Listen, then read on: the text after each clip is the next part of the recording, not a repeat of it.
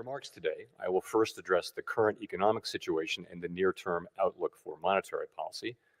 I will then turn to the results of our second public review of our monetary policy framework as captured in the revised Statement on Longer-Run Goals and Monetary Policy Strategy that we released today. When I appeared at this podium 1 year ago, the economy was at an inflection point. Our policy rate had stood at 5.25% to 5.5% for more than a year. That restrictive policy stance was appropriate to help bring down inflation and to foster a sustainable balance between aggregate demand and supply. Inflation had moved much closer to our objective, and the labor market had cooled from its formerly overheated state. Upside risks to inflation had diminished, but the unemployment rate had increased by almost a full percentage point, a development that historically has not occurred outside of recessions. Over the subsequent 3 Federal Open Market Committee meetings, we recalibrated our policy stance, setting the stage for the labor market to remain in balance near maximum employment over the past year. This year, the economy has faced new challenges. Significantly higher tariffs across our trading partners are remaking the global trading system. Tighter immigration policy has led to an abrupt slowdown in labor force growth. Over the longer run, changes in tax, spending, and regulatory policies may also have important implications for economic growth and productivity. There is significant uncertainty about where all of these policies will eventually settle and what their lasting effects on the economy will be. Changes in trade and immigration policies are affecting both demand and supply. In this environment, distinguishing cyclical developments from trend or structural developments is difficult. This distinction is critical because monetary policy can work to stabilize cyclical fluctuations, but can do little to alter structural changes. The labor market is a case in point. The July employment report, released earlier this month, showed that payroll job growth slowed to an average pace of only 35,000 per month over the past 3 months, down from 168,000 per month during 2024. This slowdown is much larger than assessed just a month ago, as the earlier figures for May and June were revised down substantially. But it does not appear that the slowdown in job growth has opened up a large margin of slack in the labor market, an outcome we want to avoid. The unemployment rate, while edging up in July, stands at a historically low level of 4.2%, and has been broadly stable over the past year.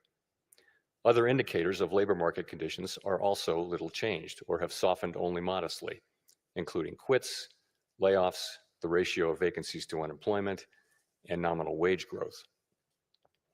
Labor supply has softened in line with demand, sharply lowering the break-even rate of job creation needed to hold the unemployment rate constant. Indeed, labor force growth has slowed considerably this year with the sharp fall off in immigration, and the labor force participation rate has edged down in recent months. Overall, while the labor market appears to be in balance, it is a curious kind of balance that results from a marked slowing in both the supply of and demand for workers. This unusual situation suggests that downside risks to employment are rising. And if those risks materialize, they can do so quickly in the form of sharply higher layoffs and rising unemployment.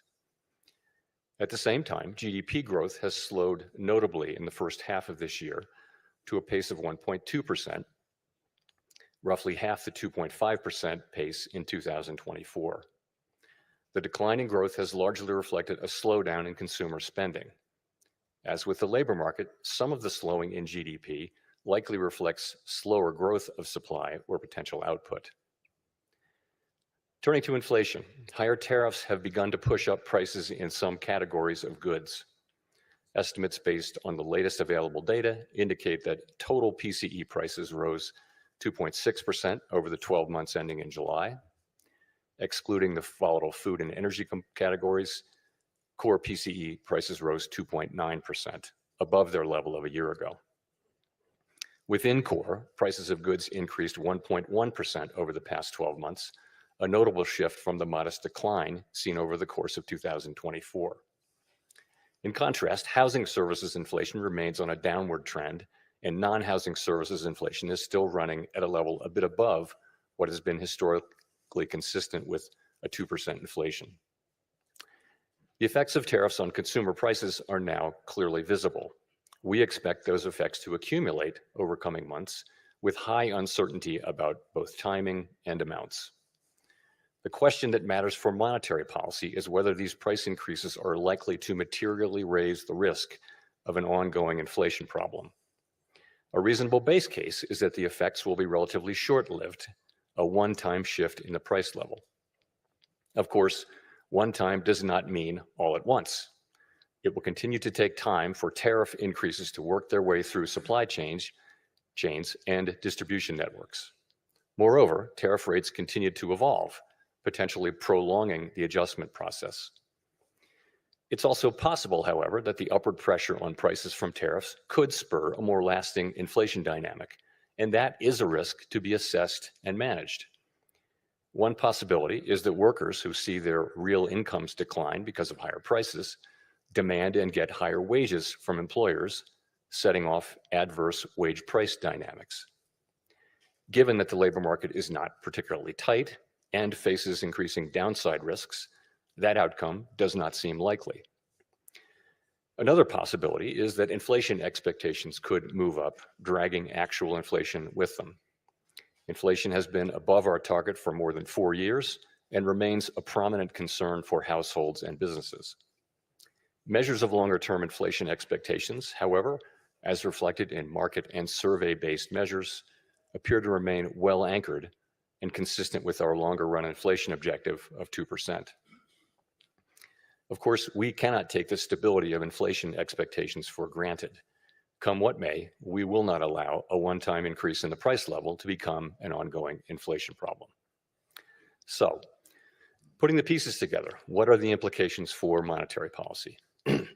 In the near term, risks to inflation are tilted to the upside and risks to employment to the downside, a challenging situation.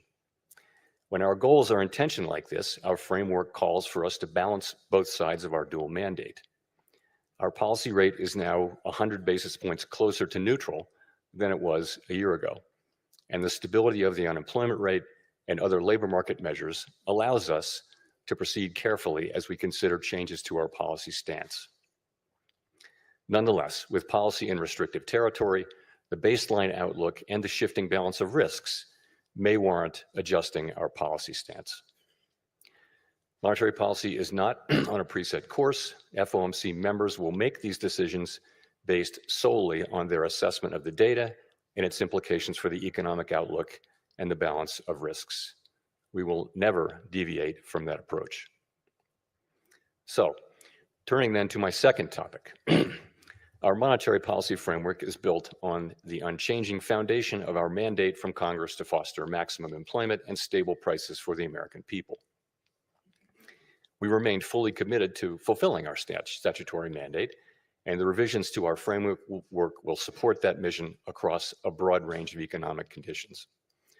Our revised statement on longer-run goals and monetary policy strategy, which we refer to as our consensus statement to save time, describes how we pursue our dual mandate goals. It is designed to give the public a clear sense of how we think about monetary policy, and that understanding is important both for transparency and accountability, and for making monetary policy more effective. The changes we made in this review are a natural progression grounded in our ever-evolving understanding of our economy. We continue to build upon the initial consensus statement adopted in 2012 under Chairman Ben Bernanke's leadership. Today's revised statement is the outcome of the second public review of our framework, which we conduct at 5-year intervals.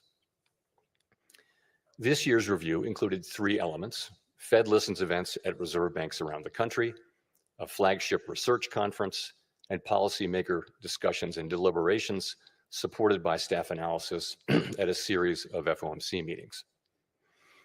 In approaching this year's review, a key objective has been to make sure that our framework is suitable across a broad range of economic conditions. At the same time, the framework needs to evolve with changes in the structure of the economy and our understanding of those changes.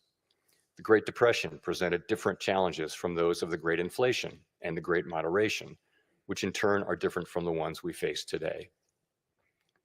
At the time of the last review, we were living in a new normal, characterized by the proximity of interest rates to the effective lower bound, or ELB, along with low growth, low inflation, and a very flat Phillips curve, meaning that inflation was not very responsive to slack in the economy. To me, a statistic that captures that era is that our policy rate was stuck at the ELB for 7 long years following the onset of the global financial crisis in late 2008. Many here will recall the sluggish growth and painfully slow recovery of that era. It appeared highly likely that if the economy experienced even a mild downturn, our policy rate would be back at the ELB very quickly, probably for another extended period. Inflation and inflation expectations could then decline in a weak economy, raising real interest rates as nominal rates were pinned near zero. Higher real rates would further weigh on job growth and reinforce the downward pressure on inflation and inflation expectations, triggering an adverse dynamic.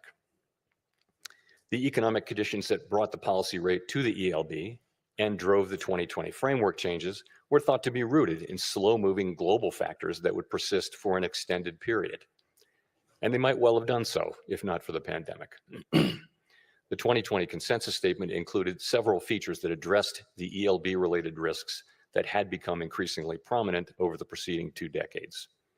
We emphasized the importance of anchored inflation, longer-term inflation expectations, to support both our price stability and maximum employment goals.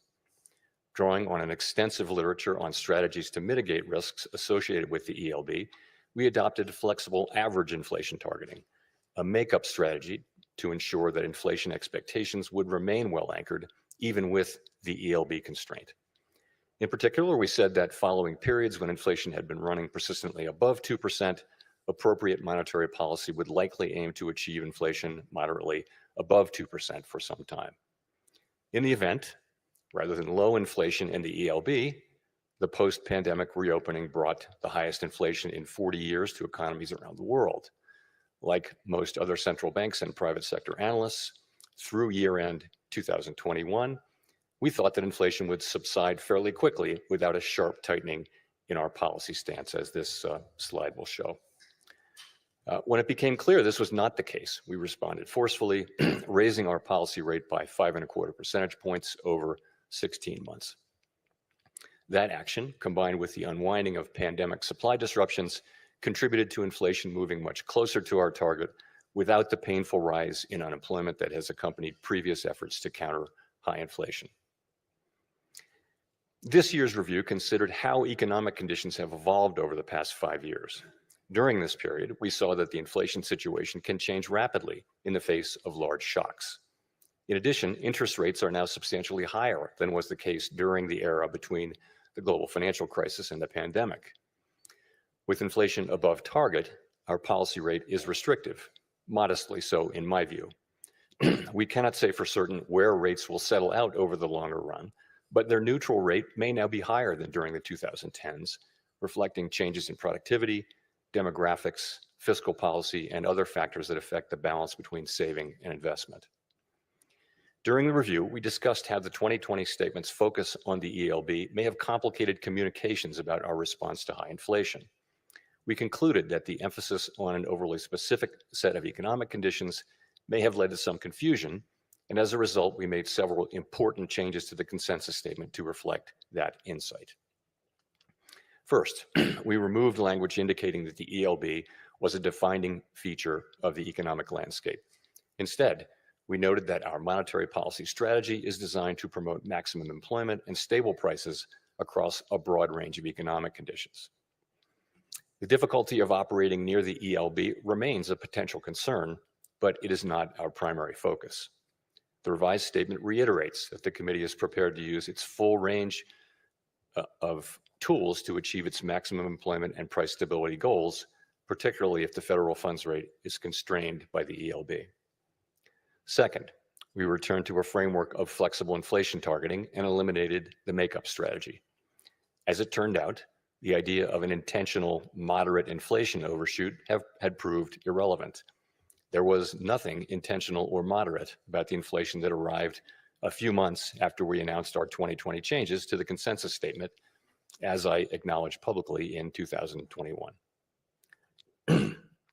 Well-anchored inflation expectations were critical to our success in bringing down inflation without a sharp increase in unemployment. Anchored expectations promote the return of inflation to target when adverse shocks drive inflation higher and limit the risk of deflation when the economy weakens. Further, they allow monetary policy to support maximum employment in economic downturns without compromising price stability.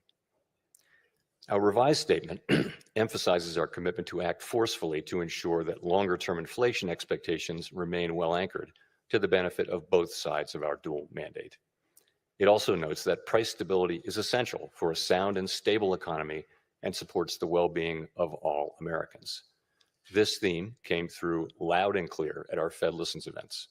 The past 5 years have been a painful reminder of the hardship that high inflation imposes, especially on those least able to meet the higher costs of necessities. Third, our 2020 statement said that we would mitigate shortfalls rather than deviations from maximum employment. The use of shortfalls reflected the insight that our real-time assessments of the natural rate of unemployment, and hence of maximum employment, are highly uncertain. The later years of the post-global financial crisis recovery featured employment running for an extended period above mainstream estimates of its sustainable level, along with inflation running persistently below our 2% target. In the absence of inflationary pressures, it might not be necessary to tighten policy based solely on uncertain real-time estimates of the natural rate of unemployment. We still have that view, but our use of the term shortfalls was not always interpreted as intended, raising communications challenges. In particular, the use of shortfalls was not intended as a commitment to permanently forswear preemption or to ignore labor market tightness. Accordingly, we removed shortfalls from our statement.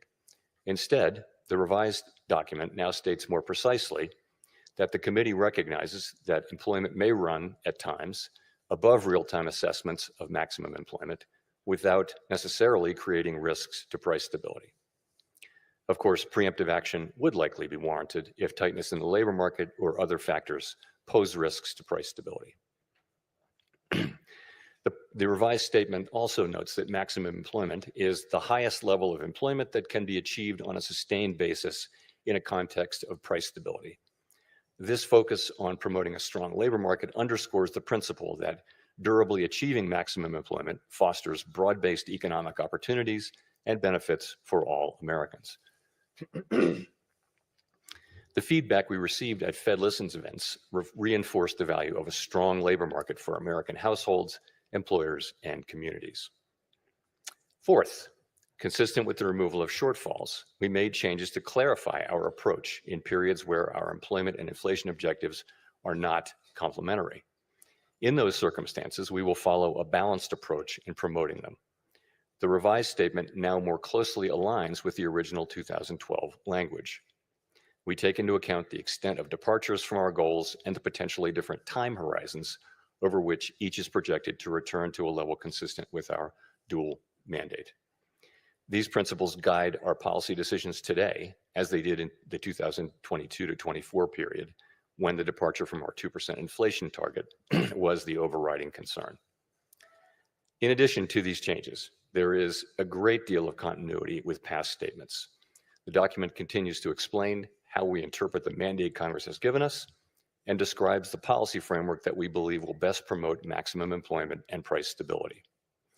We continue to believe that monetary policy must be forward-looking and consider the lags in its effects on the economy. For this reason, our policy actions depend on the economic outlook and the balance of risks to that outlook. We continue to believe that setting a numerical goal for employment is unwise because the maximum level of employment is not directly measurable and changes over time for reasons unrelated to monetary policy. We also continue to view a longer run inflation rate of 2% as most consistent with our dual mandate goals. We believe that our commitment to this target is a key factor, helping keep longer term inflation expectations well anchored. Experience has shown that 2% inflation is low enough to ensure that inflation is not a concern in household and business decision making, while also providing a central bank with some policy flexibility to provide accommodation during economic downturns. Finally, the revised consensus statement retained our commitment to conduct a public review roughly every 5 years. There's nothing magic about the 5-year pace. That frequency allows policymakers to reassess structural features of the economy and to engage with the public, practitioners, and academics on the performance of our framework. It is also consistent with several global peers. To wrap up, I want to thank President Schmid and all of his great Kansas City staff who work so diligently to host this outstanding event annually, counting a couple of virtual appearances during the pandemic. This is the 8th time I've had the honor to speak from this podium. Each year, this symposium offers the opportunity for Fed leaders to hear ideas from leading economic thinkers and focus on the challenges we face. The Kansas City Fed was very wise to lure Chair Volcker here to this national park more than 40 years ago, and I am so proud to be part of that tradition. Thank you very much.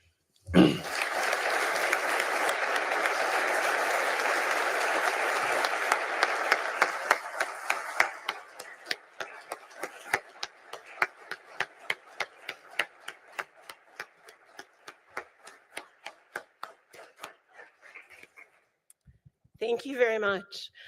We'll move into the presentations. So I want to allow a minute for all of the members of the press to go.